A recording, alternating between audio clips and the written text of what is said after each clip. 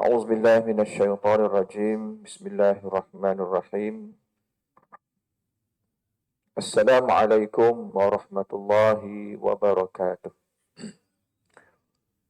الحمد لله رب العالمين على نعمة الإسلام والإيمان والحياة أشهد أن لا إله إلا الله وأشهد أن سيدنا محمدا عبده ورسوله اللهم صل وسلم على سيدنا محمد وعلى آله وصحبه أجمعين رب اشرح لي صدري ويسر لي أمري واحلل عقدة من لساني يفقه قولي سبحانك لا علم لنا إلا ما علمتنا إنك أنت العليم الحكيم ولا حول ولا قوة إلا بالله العلي العظيم اللهم ربي يسر ولا تعسر ربي تمم بالخير اللهم إنك عفو كريم تحب العفو فاعف عنا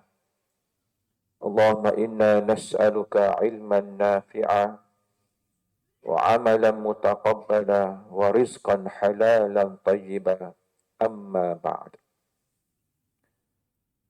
بسم الله الرحمن الرحيم يا أيها الذين آمنوا كتب عليكم الصيام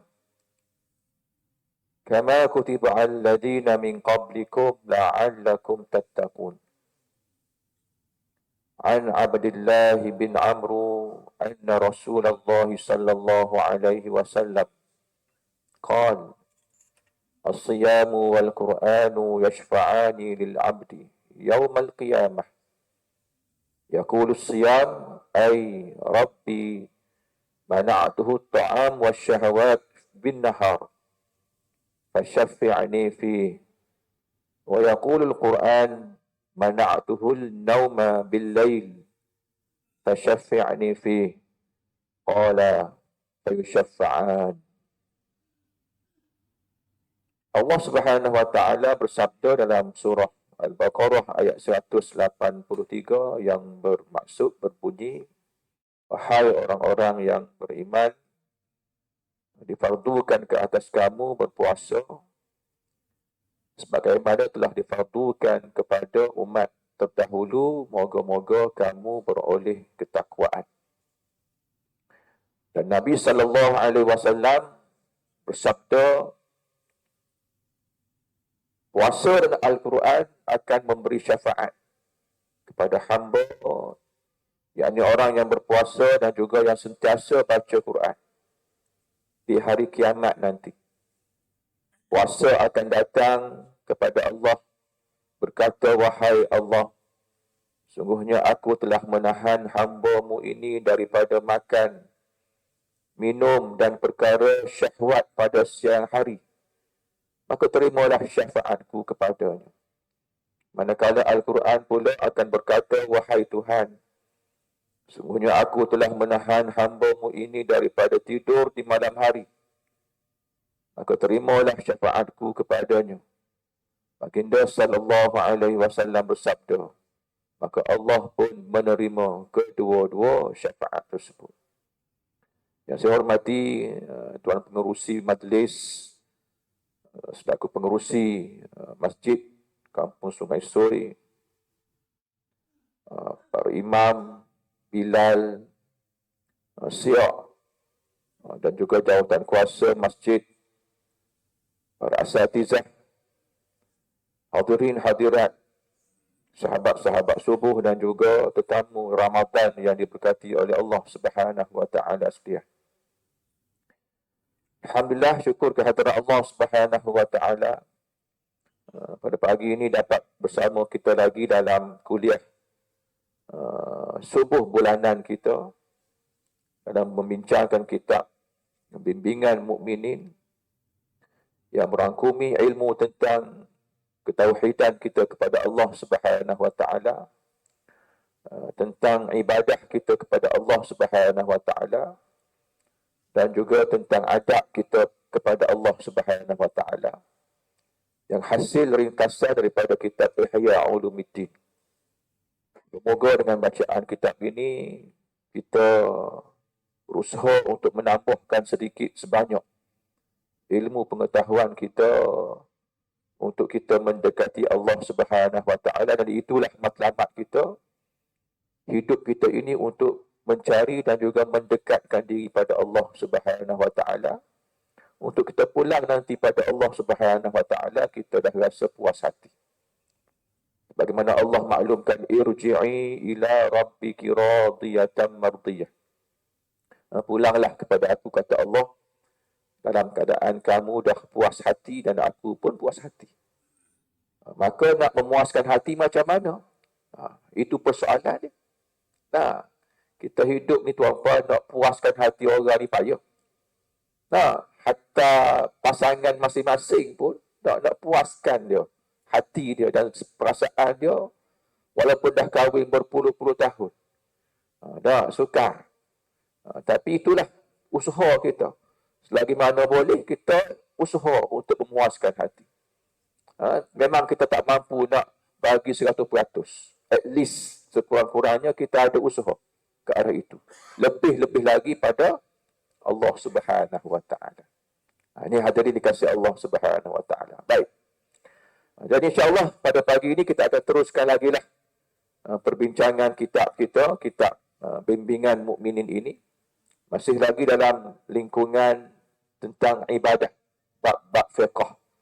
Iaitu kita telah masuk dah tentang jenis-jenis kotoran di badan kita, yang alhamdulillah kita dah bacanya ada lebih kurang 8 jenis kotoran yang ada di badan kita. Saya tak nak ulang lah. Okey. InsyaAllah tuan-tuan, pada pagi ini insyaAllah kita tengok apa pula jenis-jenis kelebihan yang ada pada tubuh kita. Jenis-jenis kelebihan. Allah bawa kita ni tuan-tuan, laqad khalaqnal insana fi ahsani taqwim. Sungguhnya kita ni dicipta oleh Allah Subhanahu Wa Taala sebaik-baik kejadian. Sebaik-baik kejadian. Hatta bintang yang cantik sinaran dia, bulan yang cantik sinaran dia, comel lagi manusia. Inilah yang dimaklumkan oleh Imam Syafi'i tentang penciptaan makhluk di atas dunia ni, yang paling comel manusia. Jangan puji orang lain, puji kita tuan-tuan.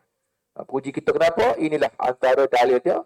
Laqad khalaqnal insana fi ahsani taqwim. Okey, penciptaan yang amat sempurna. Baik. Jadi kesempurnaan kita tak akan jadi sempurna kalau kita tak mencari kesempurnaan. Baik. Maka antara untuk mendapat kesempurnaan iaitu melalui pengajian, ilmu pengetahuan. Belajar untuk kita dapat maklumat-maklumat untuk kita hidup di atas muka bumi. Tu. Jadi kita jangan tak cari ilmu tuan-tuan. Kena cari ilmu. Walaupun kita dah habis belajar secara formal, dah dapat dia punya keputusan, degree, master, PhD, dah betul, itu dari sudut akademia. Tapi dari sudut apa dia? Talabul ilmi faridah ala kulli muslim, berlangsung setiap masa. Berlangsung setiap masa. Baik.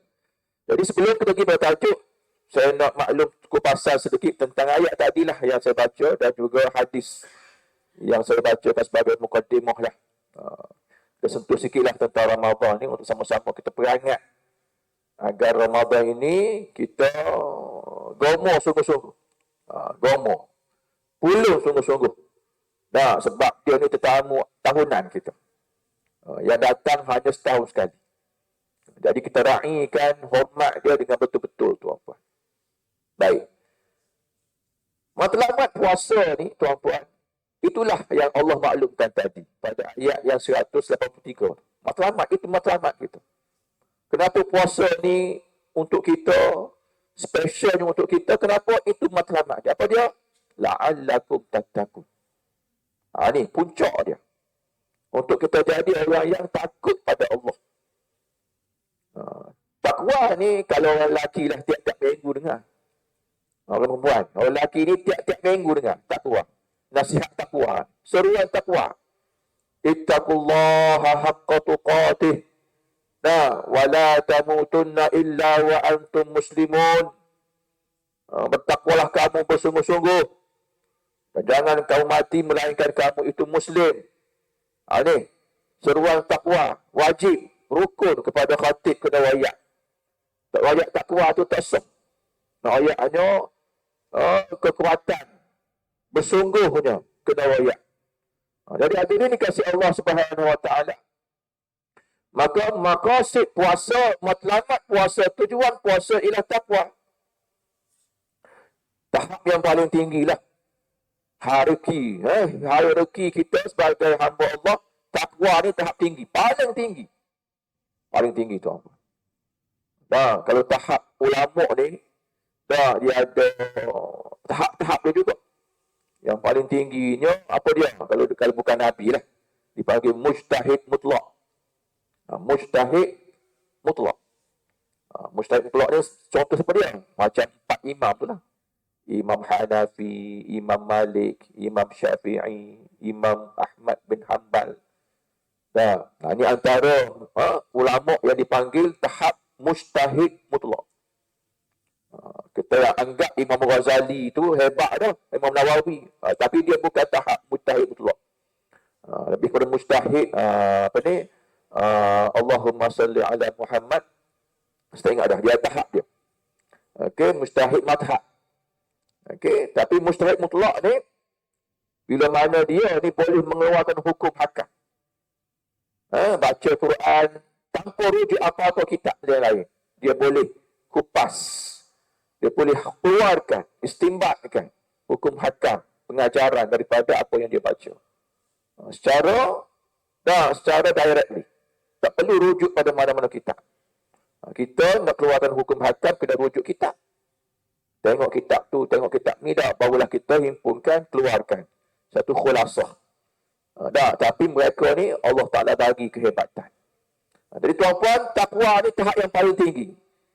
Yang paling bawah, muslim, mukmin, muhsin, mukhlis. Yang paling tinggi ialah muttaqi. Jadi nak capai tahap ni bukan senang. Inilah waktu area yang Allah Ta'ala untuk promote kita untuk jadi macam ni. Dan inilah peluang dia, area dia. Dia punya teritori dia. Sempatan dia ialah bulan Ramadan. Jadi, keberhasilan dia macam mana tuan-puan? Kita akan lihat pada 3 faktor utama. Dilihatnya di mana tuan-puan? 3 output yang kita akan lihat. Nanti bila mana kita keluar daripada Ramadan. Sebab itulah. Kesan Ramadan ini dah tubik nanti. Kita bawa ruh Ramadan. Bawa aura Ramadan untuk 11 bulan. Nah, sebab itulah haji yang mabrur tidak katakan pahala syurga saja. Orang pergi haji. Dapat haji mabrur. Dia banding daripada Makkah dan juga Madinah. Perubahan singkat. Yang baik. Yang bagus. Sembahyang ibadah dia makin mantap. Makin juru banyak. Dermawan dia. Dan sebagainya. Ini antara faktor haji yang baik. Yang Allah Ta'ala beri. Perubahan singkat ke arah baik. Sama juga kita tuan-tuan untuk Ramadan ni. Macam mana keberhasilan dia yang kita nampak nanti. Tubing nanti kan kita ni. Serupa tular ke? Kau teruk ke? Ataupun kau bertambah baik. Ni tengok. Ada 3 golongan lah. Serupa tular. 2 kali 5, 5 kali 2. Serupa dia. Ataupun kau teruk. Ataupun naknya apa dia? Kau molek. Dan inilah antara doa yang Jibril bacakan. Dan Nabi aminkan tentang orang yang mana sempat dalam Ramadan dan keluar Ramadan, makin tak comel dia punya talian dia dengan Allah Subhanahu Wa Taala, lalu Nabi aminkan. Maka ini kasih Allah Subhanahu Wa Taala antara 3 output yang kita akan lihat nanti pada diri kita, iaitu pada jiwa kita. Yang pertama. Yang kedua pada akal kita. pemikiran kita. Dan yang ketiga kepada jasmani kita, jasad kita. Inilah antara kesan nanti yang paling minimal lah yang boleh kita lihat. Kesan tarbiyah Ramadan, madrasah Ramadan yang kita duduki selama sebulan. Macam mana jiwa tuan-puan? Jiwa kita, jiwa nafsu kita. Nafsu ni, tuan-puan dah belajar, ada beberapa tahap. Ada 7 tahap, 7 peringkat. Yang paling bawah, nafsu ammarah. Ammarah pula bisu. Yang selalu mendorong, membisikkan kepada melakukan kejahatan. Ammarah. Okey? Kita nak tak siap tu, tak nak tu. Kita nak hak atas lagi, hak comel lagi. Lawamah pun tak siap juga. Lawamah ni pun benda yang kita nak singkirkan juga. Kenapa? Dia buat juga kejahatan. Menyesal. Buat menyesal. Tak siap. Okey? Kita nak yang keempat. Mulhimah pun tak nak, kita nak naik mutmainnah. Nafsu yang sejahtera, yang sentosa, yang suka kepada kebaikan. Jadi jiwa kita tuan-puan, dak rasa kita kepada agama macam mana. Dak sensitiviti kita pada agama macam mana. Dak bila dengar tentang ayat-ayat menceritakan tentang kebaikan, ganjaran Allah Subhanahu wa taala kepada orang yang taat patuh pada Allah. Dan balasan pada orang yang ingkar pada Allah Subhanahu wa taala. Apa kita rasa dalam jiwa kita? Ni.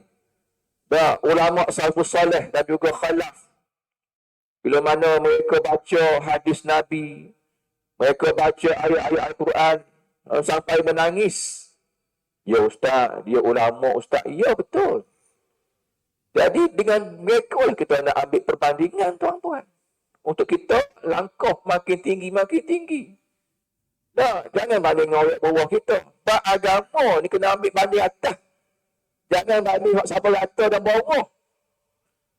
Kita kalau bab dunia ambil atas. Bab akhirat ambil bawah. Terbalik ku dipanggil. Terbalik ku. Terbalik lukut pula. Tak segitu. Kita nak apa dia? Hak agama ni tengok atas. Baru kita nak jangkau, langkah atas biar sampai dia. Usaha kita. Imam Hasan Al-Basri, bila baca satu ayat tentang Allah ceritakan nanti, saya tak ingat ayat mana, tak ingat dah. Dalam kitab Ayyuhal Walad. Bila dia baca satu ayat tu tentang bila mana di akhirat nanti, orang-orang yang menduduki syurga mendapat nikmat Allah Subhanahu wa taala, mata air pula pelbagai jenis air, makanan yang berzat. Kemudian dilihat padanya penghuni neraka. Tengok pula penghuni neraka tu, Allah, waris aku. Waris aku tu. Allah, sayang aku, sahabat aku, kenalan aku. Dia tengok kita.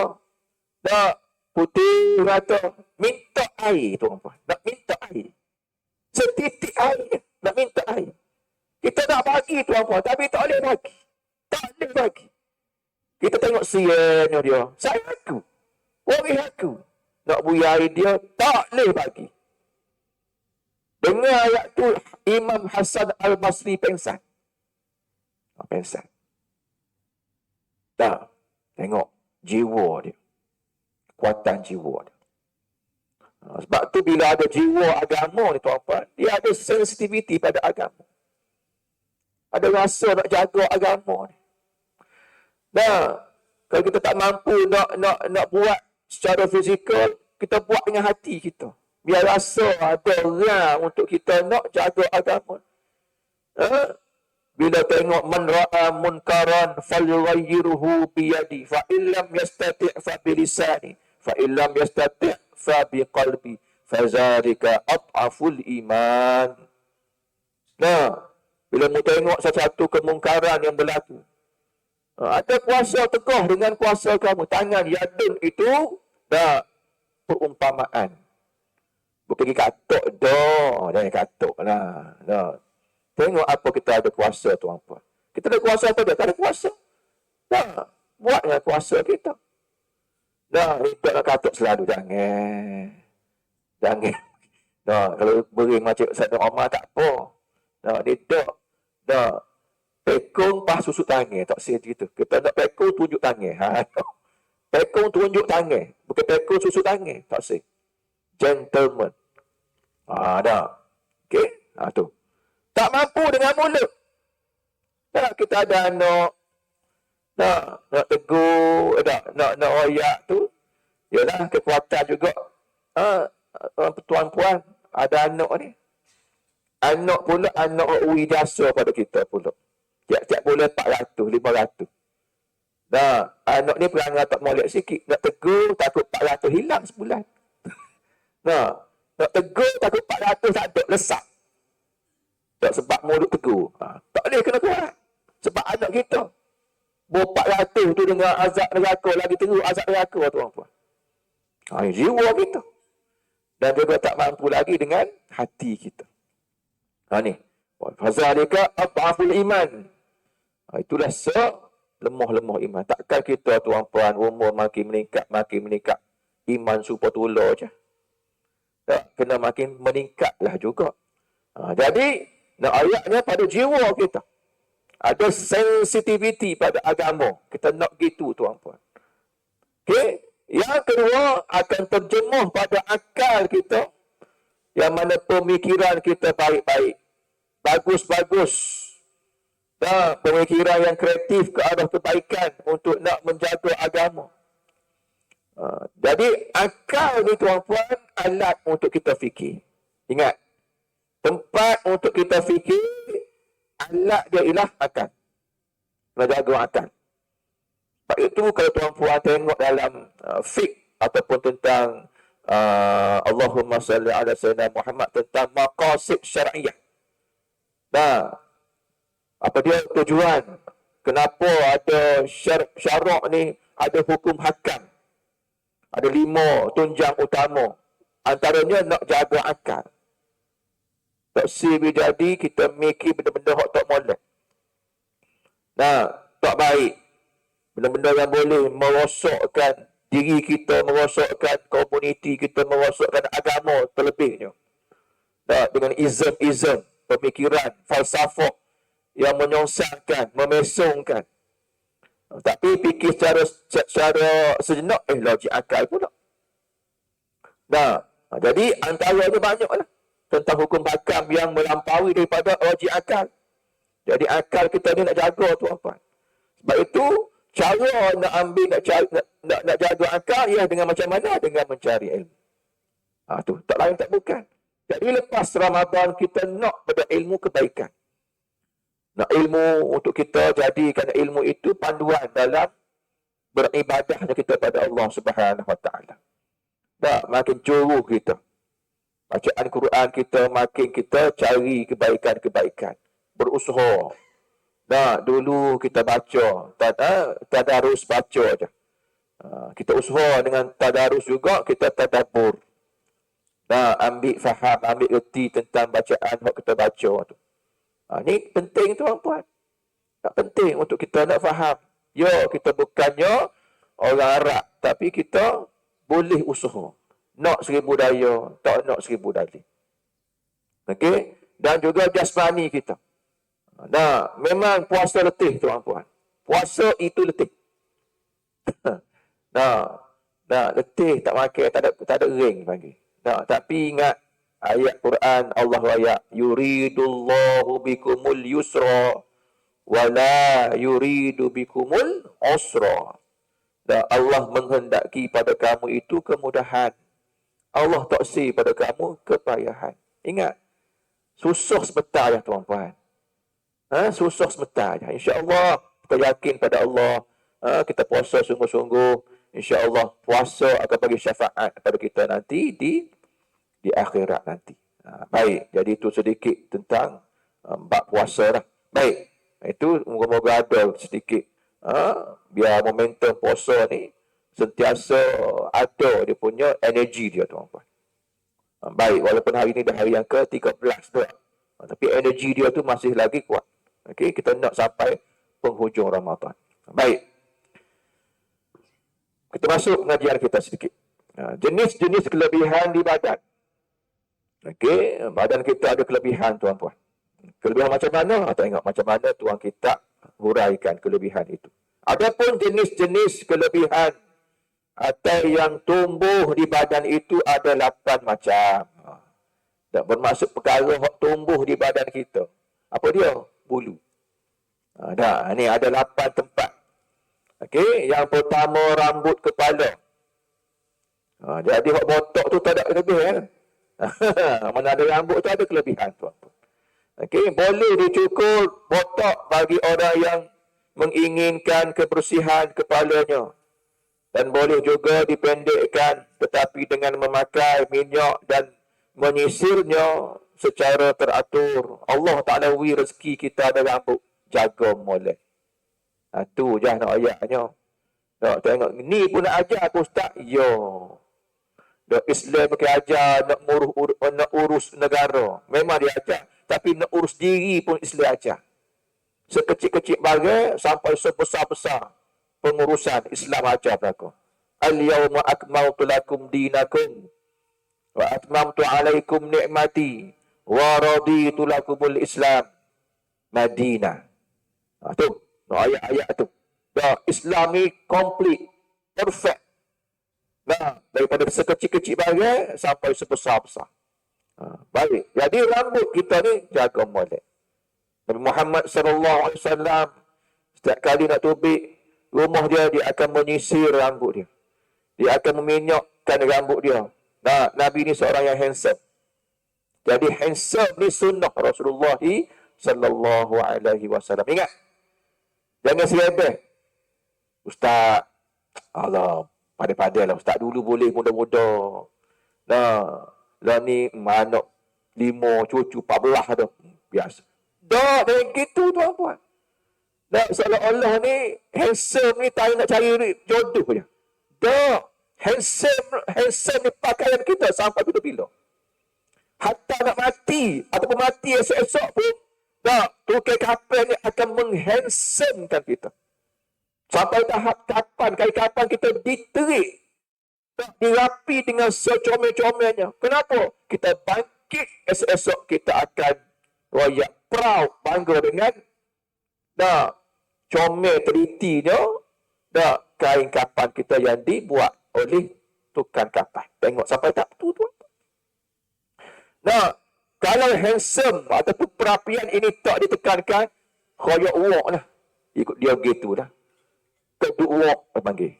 Tak ada masalah. Tapi nak ayatnya sampai kita nak tanam, macam mana perlu sunnah untuk kita kemaskan kain kapan kita. Nak ayatnya handsome tu penting tuan-tuan. Handsome tak semestinya rupa paras comel, tak. Kekemasan hidup kita. Kemas. Nak tunjuk Islam ni kemas. Bukan serebeh tak. Gitu kita nak tuan-tuan. Jadi, hak mana ada rambut tu, jaga molek rambut kita. Rapi molek. Ini sunnah. Pahala ni. Pahala kering lagi. Kita buat comel, dapat pahala. Kita tawassul. Kita depek kepada inilah yang Nabi suka. Yang Nabi buat selalu.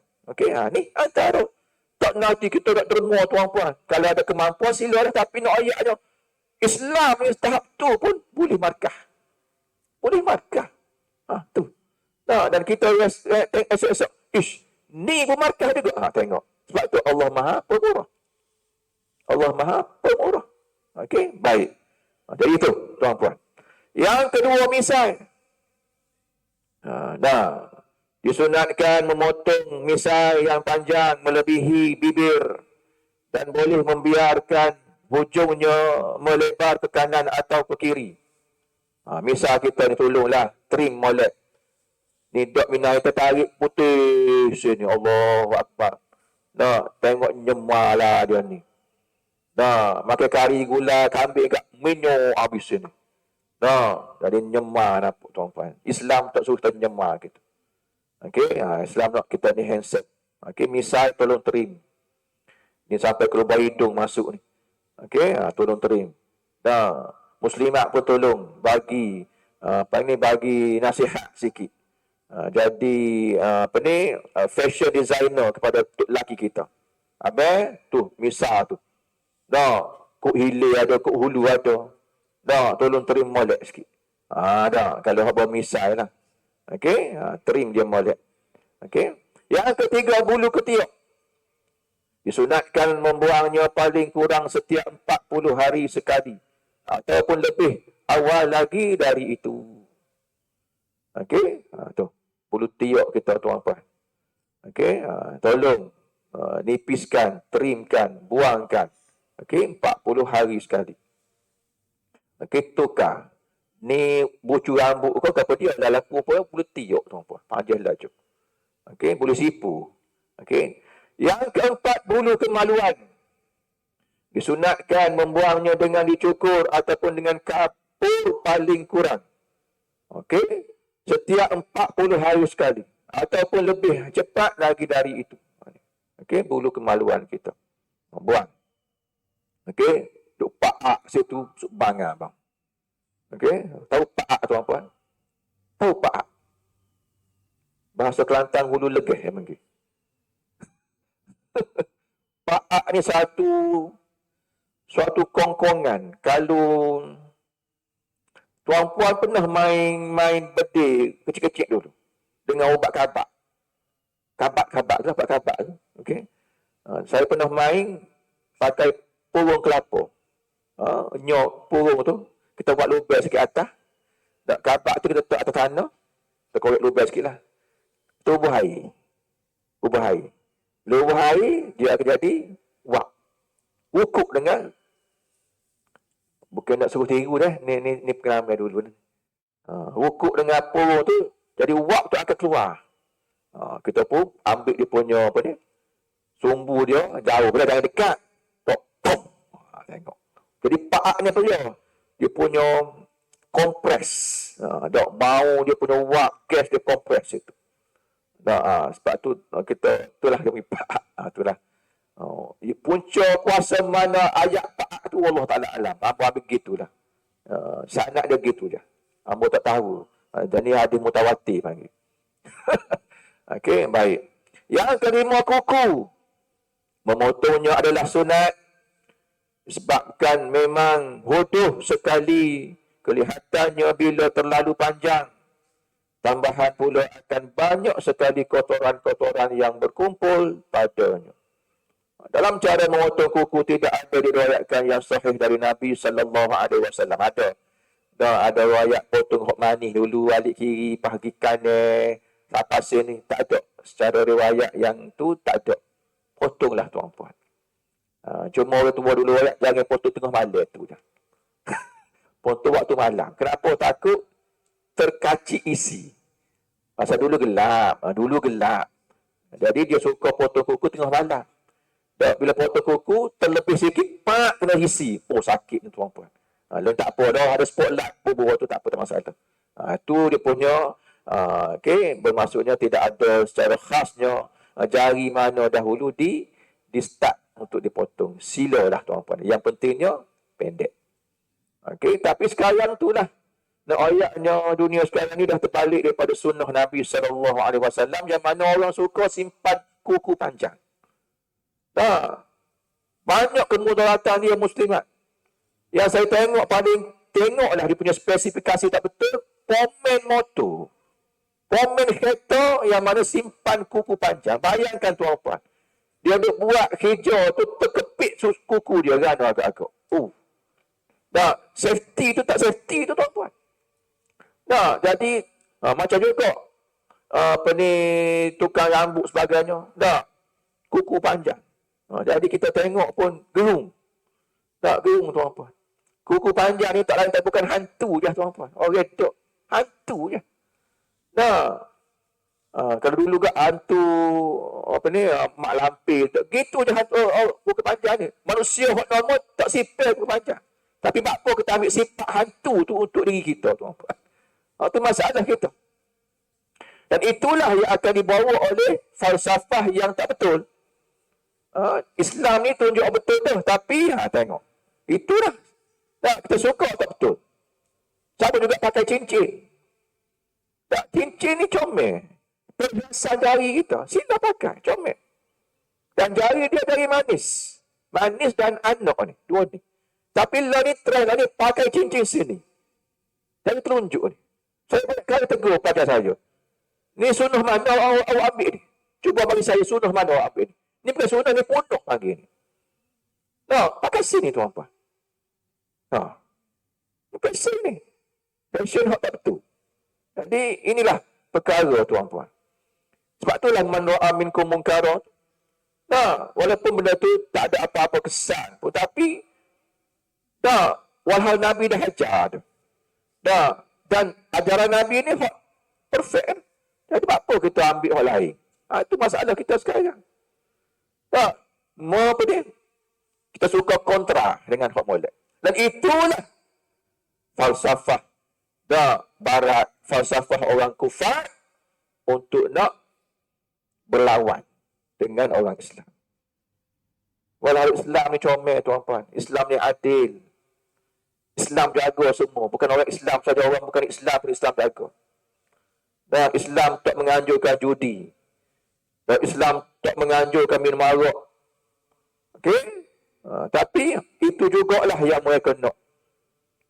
Ni. Walhal itu dah bukan fitrah kita manusia. Berjudi. Macam mana kamu dah sebulan kerja dengan penuh keringat, tak dapat gaji seketul, tiba-tiba kamu laburkan pada tempat yang tak tentu kalau atau judi. Habis gitu je duit. Macam mana pula dengan anak-anak kamu? Keluarga kamu saya dia. Sebulan lagi nak dapat duit. Dah labur pada judi. Ini kita tegur dia tuan-tuan. Sebab itu tegahan kita ni peringkat awal lagi. Bukan dah jadi dah. Sebab itulah penting untuk kita fikir. Untuk kita jadikan akal kita dan juga jiwa kita ni ke arah orang yang beragama. Okey? Dan ingat, agama ini untuk memudahkan kita dan untuk menyelamatkan kita. Hidup di dunia. Bukan untuk nak menyusahkan kita. Okey? Baik. Kuku. Yang keenam, kelebihan pada pusat. Tali pusat hendaklah dipotong ketika bayi dilahirkan. Orang tua dulu dia simpan tuan-tuan. Mana kerah pedas, dia gonyok tali pusat dia dengan batu tu, dia minai. Orang dulu dah. Tak tahulah sejauh mana dia punya keberkesanan dia. Orang tua-tua dulu gitulah, dia ambil hak natural. Saya ingat lagi. Tok saya dia simpan tali pusat cucu-cucu dia. Tak tahulah dia apa dia. Tak. Wallah ta'ala alam. Tapi kita tengok pun fikirlah ni pula tak tu lah. Okey, tak simpan dia tanam. Nak ayatnya apa dia? Dia tunjuklah tu tali pusatmu tu. Kemudian awak gapo? Atu minai. Kita jadi macam apa dia? Macam trauma tuan-tuan. Hak ekstrim lagi go tu tuan-tuan. Kulit kemaluan kita hak kena sunat tu dia simpan. Tu tengok tu. Buat gapo-gapo tu wiminai. Kita pun Allah. Jadi kita ada ketakutan situ. Okey, jadi dah ni payah dah tak ada dah. Dari semua laser lah tuan-tuan. Laser aku. Sebab tu orang ayat apa budak luar ni jenis gitu perangai dia sebab jauhi pakai laser. Tu masalah dia. Tapi tak betul lah dia punya rujukan dia tu. Baik. Ketujuh, kulit yang menutupi kemaluan. Membersihkannya adalah dengan berkhatan pada hari ketujuh dari hari lahirnya. Ini antara yang sunnah dilakukan. Tapi ada sekarang dah jah 1, jah 2 baru jawid, tak ada masalah. Cuma kalau boleh paling pantas itu yang terbaik. Okey, kenapa? Sebab kita dah mengurangkan kekotoran pada tubuh dia. Tetapi kalau dikhawatiri akan berlaku bahaya, tidak mengapa jika ditunda pada tempoh yang seterusnya. Dan yang terakhir, janggut yang panjang. Diriwayatkan dari setengah para sahabat dan tabi'in. Yang dikatakan janggut yang panjang itu ialah yang lebih dari cekukan tangan. Kita cekuk dia, ada lebih. Okey, jadi hamba ni kategori panjang lah. Ada lagi lebih. Ada kita cekuk dia, ada lebih lagi. Di kategori janggut yang panjang. Okey, maka hendaklah dipotong. Setengah yang lain berkata pula membiarkan janggut panjang lebih baik. Perkara ini terserahlah kepada diri orang itu sendiri, asalkan tidak terlalu panjang sekali sehingga menghuduhkan rupa dan muka kita. Okey, tu. Sekarang ni orang suka berjambang. Trend. Ada seorang artis tu sanggup habis berpuluh ribu nak tanam jambang dia sampai tahap tu, tuan-puan. Allah Ta'ala alam lah. Okey, sejauh mana niat dia nak berjambang tu untuk apa dia. Okey, sebab dia akan dapat apa yang dia niat lah. Okey, nak cantik dapat cantik. Kalau diniatkan untuk macam sunnah Nabi, dapatlah. Okey, kelak orang ramai akan memandang jijik kepadanya dan mencelanya. Okey, jadi kalau kita terjagalah. Oleh itu, hendaklah ia berjaga-jaga jangan sampai berlaku keadaan yang serupa itu. Tapi pernah dulu saya pergi ke US, ada training, dah. Masa tu janggut dah panjang lagi lah. Tapi dah berjambang pun dia macam, tengok lain macam kita. Okey, saya sampai tahap kena sekat lebih kurang setengah jam. Okey, dia tanya mari buat apa dia sini. Dan urusan apa dia, nak pergi mana, siapa dia, orang yang kamu kenal sini. Dia tanya satu-satu, tuan-tuan. Ingat kita ni mujahidin ke Allah Ta'ala alam lah. Okay, tahun 2005, saya pergi US. Jadi punya trauma ketika itu, zaman Afghanistan sebagainya. Jadi, adalah dia punya perincian lah. Tapi tak ada masalah lepas. Sebab kita pergi pun bukannya dasar lain, kita nak pergi ada training. Okay? Jadi jaga molek lah. Jadi itu kelebihan-kelebihan yang Allah Ta'ala beri pada badan kita, tuan-tuan. Jadi nak ayatnya Allah suruh kita jaga. Tu, jaga dengan baik. Ini amanah yang Allah Ta'ala beri. Macam anak lah. Anak amanah yang Allah Ta'ala beri kita. Jaga molek. Jaga dia molek. Tiun dia molek untuk kenal agama. Sebab ini antara kita punya waris kita. Kita punya pencen kita nanti, itu anak kita. Okey, jadi untuk diri kita, tubuh kita kena jaga molek, apatah lagi untuk yang lain. Jadi inilah antara tamsilan-tamsilan yang Allah Ta'ala beri kita. Tafakkaru fi khalqillah. Fikirlah tentang kejadian Allah. Allah rakyat kita, tuan-tuan. Tengok diri kita, ya Allah. Ni anugerah Allah, kelebihan Allah. Jaga molek. Tengok anak, kelebihan Allah beri kita. Berapa ramai orang tak ada anak. Jaga molek dia. Train molek, tarbiyah molek. Ni. Sebab ini semua kelebihan-kelebihan yang Allah Ta'ala beri kita. Untuk Allah jadikan semua itu untuk kita dapat pahala di sisi Allah Subhanahu Wa Ta'ala. Itulah antara sedikit maklumat tentang jenis-jenis kelebihan di badan. InsyaAllah kita akan pergi lagi untuk akan datang. Kita akan masuk tajuk yang baru, iaitu kitab rahsia salat dan keutamaan dia. Jadi inilah antara kronologi dia, tuan-puan. Untuk masuk ke solat nanti dalam keadaan kita bersih, suci. Sebab tu Allah keluar kitab ni mula dengan bersih, suci ni. Untuk apa dia? Ni agenda seterusnya apa dia? Nak semaya. Tak sama juga dengan puasa ni, tuan-tuan. Sebab tu Allahumma barik lana fi Rajabin wa Sya'banin wa ballighna Ramadan. Apa kita depek Rajab, Sya'ban ni doa tu. Sebab preparation kita. Preparation untuk kita masuk bulan Ramadan. Penting, tuan-puan, preparation. Lebih-lebih lagi dengan ilmu pengetahuan. Minggu lepas, ada orang tanya saya tentang dia yang ada duit lah. Jadi tiap-tiap bulan dia akan bagi ke klinik, akan cuci dia punya telinga dia. Masuk air lah. Dia tak ingat dia puasa itu tuan-puan. Dia buat sampai itu dah. Kerana ustaz batal ke puasa saya? Allah. Yang kita boleh tanya aku. Buat dulu tak mikir. Lepas buat orang mikir. Dah puasa, oh lah betul nak cuci telinga tu. Tak, dia masuk liquid kat tuan-puan. Tak, macam mana tahap dia? Kalau melepasi tengkorak kepala, maka batal puasa dia. Itu je. Ha, belakang kegendang lah. Maksudnya, melepasi tengkorak kepala, tak batal. Kalau ikut telinga lah. Kalau ikut mulut, ikut mana tuan-puan? Sampai makhraj kha dah. Turun kha ni, di bawah lagi lah batal. Atas kha tak apa. Ha, tu. Ha, jadi, untuk itulah. Ha, jadi tuan-puan, nak masuk Ramadan kena belajar.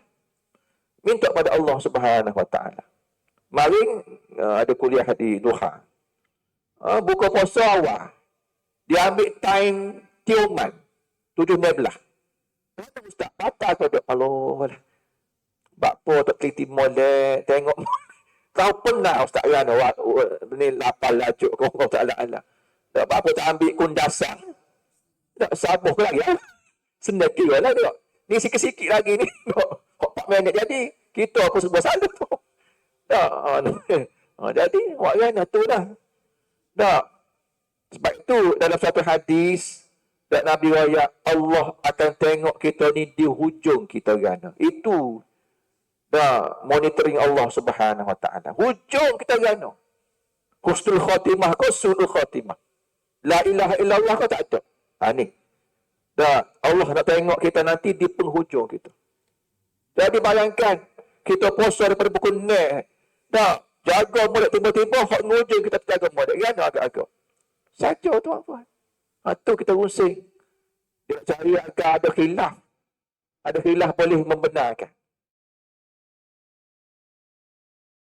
Kena bayar, kena kotor lah. Nampak kotor pula, gana pula. Adakah kotor ataupun kafarah? Apa dia? Apa dia? Video. Tak, nak bayar kau, nak gana ustaz, nak kotor kau nak video. Dah, ada orang ada duit dia video je. Tak kotor, tak ada. Dia hak utamanya kotor dulu.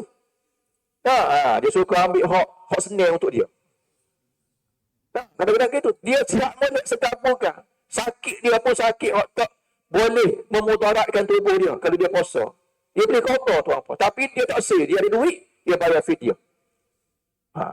Memenuhi ke tak dia punya bayar hutang pada Allah itu. Ini pun satu hal juga. Tak, sebab ada juga kaedah yang mana kotor saja tak perlu fidyah. Dan ada kedua-dua sekali. Itu kena belajar. Itu bab lain lah tu. Jadi nak ada preparation kita untuk itu. Sebab itu pun sama juga lah. Untuk apa dia? Untuk solat kita nanti. Apa dia tuan-tuan, kita nak solat yang apa dia? Yang khusyuk. Itu je. Solat yang khusyuk. Yang diterima oleh Allah Subhanahu Wa Taala. Itulah kita punya motif. Kenapa kita menyucikan diri, membersihkan diri. Ini untuk ibadah kita yang core dia apa dia? Solat kita. InsyaAllah pertemuan yang akan datang. Wallahu ta'ala alam. Selamat meneruskan puasa. Dan semoga kita istiqamah. Cuba checklist macam mana Quran kita sekarang juzuk berapa dah. Terawih kita setakat ini Alhamdulillah ke. Jangan culah-culah. Maintain. Okey. Walaupun tak tempat yang sama, cari tempat lain pun silakan. Tapi maintain kita punya terawih kita. Dan juga sedekah kita macam mana. Cuba buat. Cuba checklist. Okey. Agar kita ni ada peningkatan. Setiap kali Ramadan ada peningkatan. Inilah orang yang mana betul-betul untuk menyambut kehadiran Ramadan. Bukan hanya sekadar masuk je puasa lah. Orang buka puasa, orang raya ada. Kita nak orang yang betul-betul prepare agar kita mencapai tahap takwa terhadap Allah Subhanahu wa taala. Wallahu taala alam. Aqulu qawli hadza astaghfirullahal azim li wa lakum. Assalamualaikum warahmatullahi wabarakatuh.